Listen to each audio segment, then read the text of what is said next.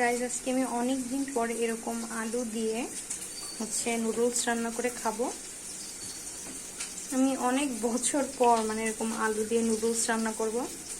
তো রাত্রে আজকে আমি এটাই খাবো। নুডলস রান্নার জন্য পেঁয়াজ মরিচ প্রথমে এই যে তেলের পরে ভেজে নেব। এই যে পেঁয়াজ ভাজা হয়ে যাওয়ার পরে এখন ডিম দিয়ে দিলাম। এই যে এখন সামান্য লবণ দিব। ডিমটা ভাঙার সময় আমি আসলে ভিডিও করতে পারিনি, কারণ আমি একাই ভিডিও করছি। এই জন্য এখন একটু ডিমের স্ক্রাম্বল করে নিব। এই যে ডিমটা স্ক্রাম্বল করা শেষ। এখন এই যে নুডলসের পরে আমি মশলা যেটা ছিল সেটাই দিয়ে দিলাম। এখন নুডলসটা ঢেলে দিব।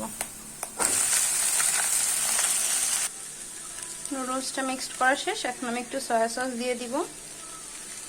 সামান্য পরিমাণের সয়া সস দিয়ে দিব।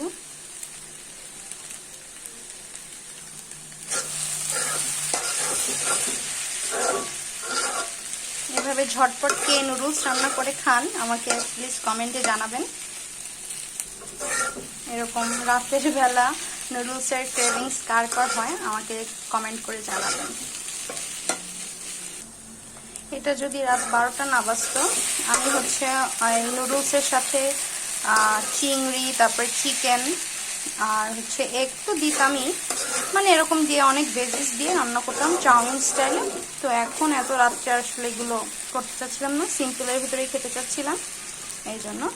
তো আপনাদের ভিডিওটি কেমন লাগলো আমাকে জানাবেন কমেন্ট করে। আল্লাহ হাফেজ।